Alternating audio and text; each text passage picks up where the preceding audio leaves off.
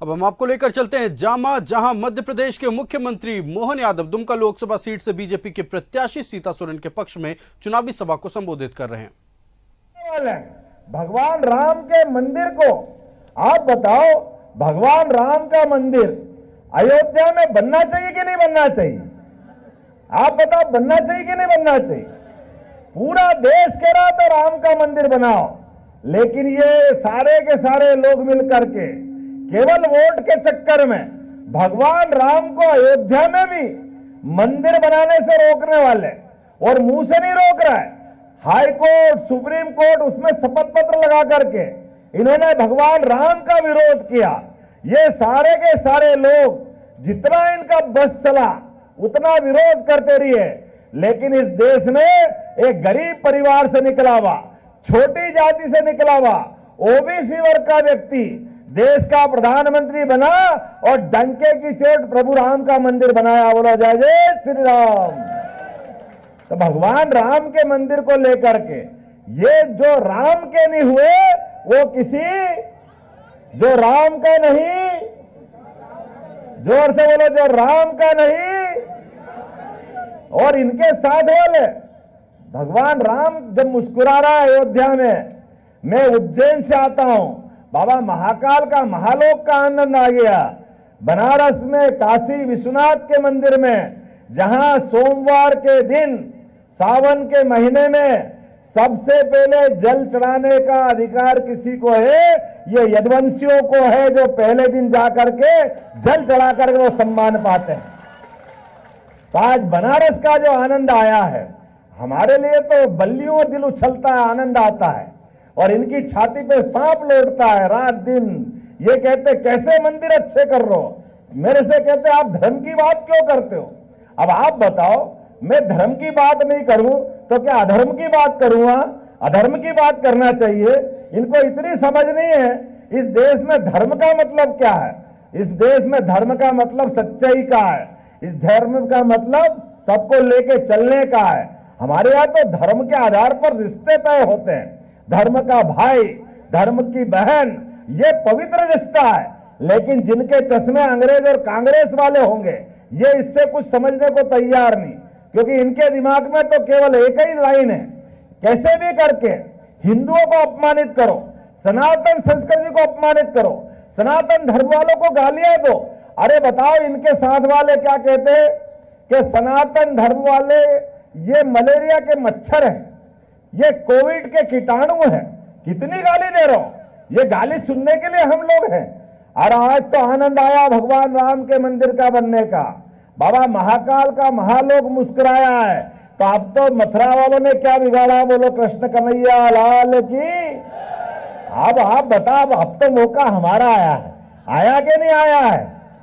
मटकी फूटना चाहिए कि नहीं आनंद के साथ मथुरा में? कौन कौन चाहता, हाथ खड़े करके बताओ जो मथुरा में आनंद चाहता है। नंद घर आनंद भयो, जय कन्हैया लाल की, आल की पाल की।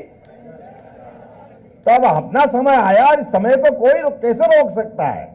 अब तो आप में से सब लोग भगवान कृष्ण का काल याद रखो, जिस कृष्ण के भगवान के काल में भी कंस ने सारे प्रयास कर लिए थे, जैसे कांग्रेस कर रही है आज।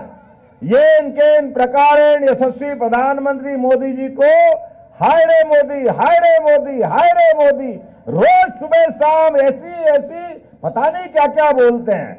लेकिन मुद्दई लाख चाहे तो क्या होता है?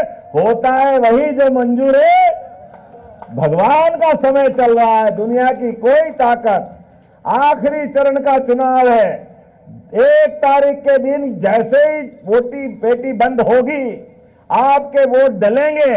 दुनिया की कोई ताकत नरेंद्र मोदी को प्रधानमंत्री बनाने से नहीं रोक सकती है। और जैसे ही प्रधानमंत्री बने धूमधाम से, तो अगली जन्माष्टमी मथुरा में ही मनेगी, ये हम सब उम्मीद रखें। मनना चाहिए कि नहीं मनना चाहिए?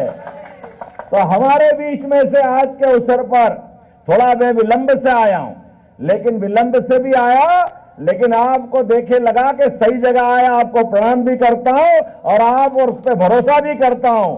आप सबका आशीर्वाद भारतीय जनता पार्टी को मिलेगा। बोलो मिलेगा कि नहीं मिलेगा? इधर से बोलो मिलेगा कि नहीं मिलेगा।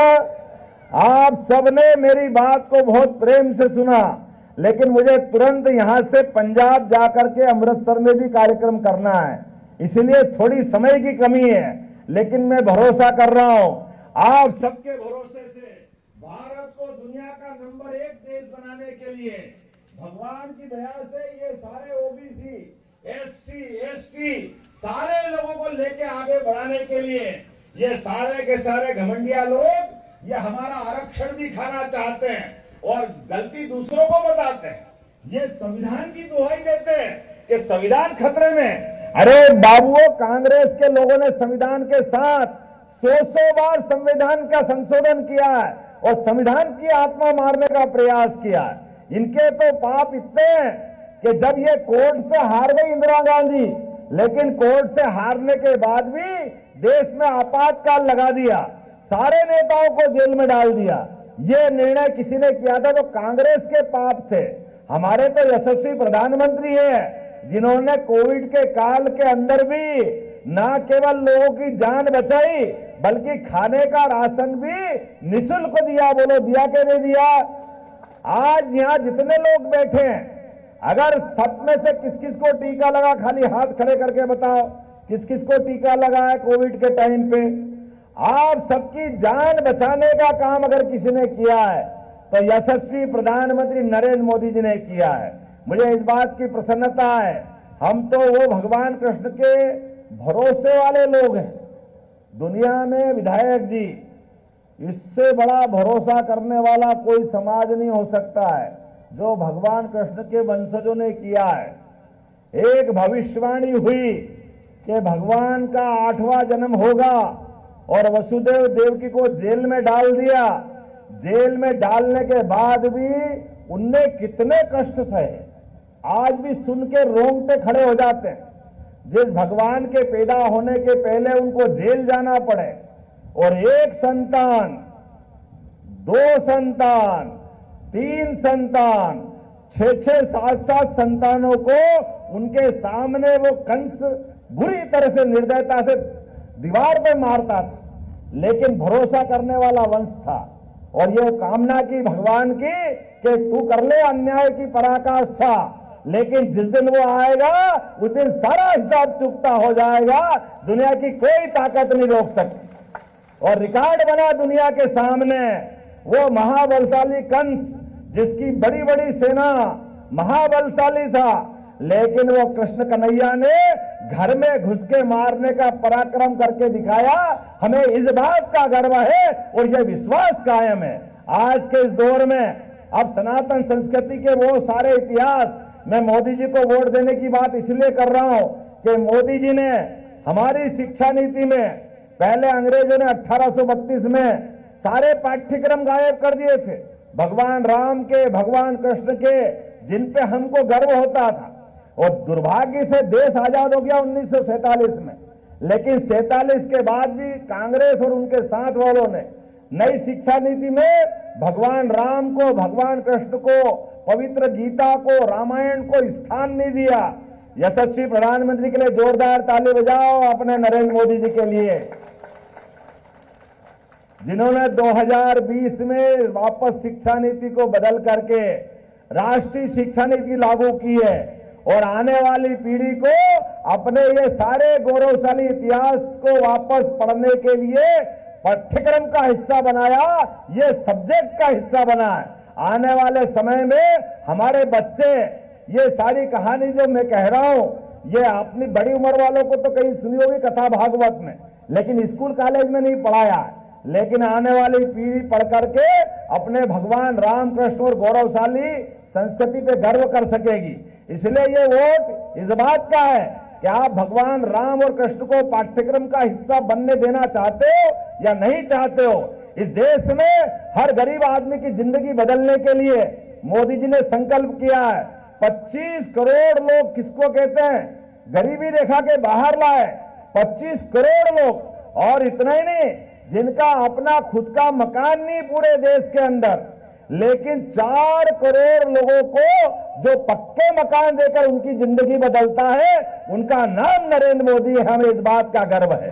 हमारे बीच आज इस बात का और आनंद आता है, ये झारखंड जैसा राज्य, जिस राज्य के लिए स्वर्गीय अटल बिहारी वाजपेयी का प्रसाद है, जोरदार अभिनंदन करो अटल बिहारी वाजपेयी के लिए, जिनकी पुण्य से ये राज्य मिला था, खनिज संसाधन से भरपूर ये राज्य, लेकिन ये छोटी नीयत वाले, छोटे मन के लोग, केवल लूटने वाले, और पूरे देश में अभी झारखंड में तो ऐसा चल रहा है, ऐसा लगता है कि परमात्मा कौन की निगाह लग गई इसकी, ऐसा लग रहा कंस का समय आ गया।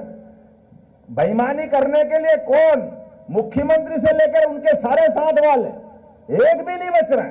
आप बताओ, कोई सज्जन आदमी समाज में जीता है और बेईमान आदमी जेल में जाता है। अब ये गलत भी काम करे और मोदी इनको जेल भेजे तो भी इनके लिए लगता है मोदी जेल में क्यों भेज रहा, जेल में क्यों भेज रहा। अरे गरीब आदमी गलती करता है, अगर उसको जेल में जाना पड़ता है तो हो गए तुम मुख्यमंत्री, हो गए मंत्री, हो गए, जेल में जाना चाहिए कि नहीं जाना चाहिए इनको? आप बताओ, जाना चाहिए कि नहीं जाना चाहिए? गलत काम करोगे, कानून सबके लिए बराबर। इसलिए मोदी जी ने एक नारा दिया है कि मोदी है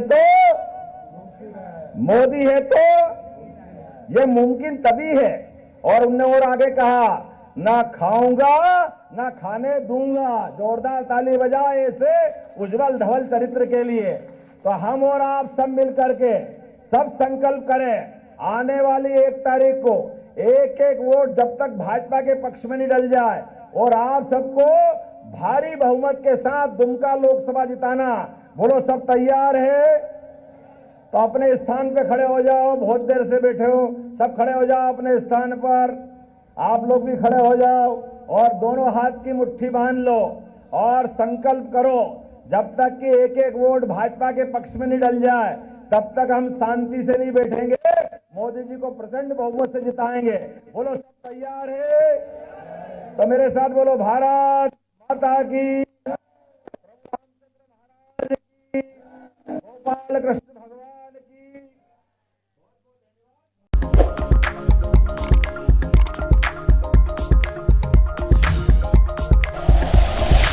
like and share videos, subscribe करें हमारा चैनल और प्रेस करें बेल आइकॉन। न्यूज़ 11 भारत, सच है तो दिखेगा।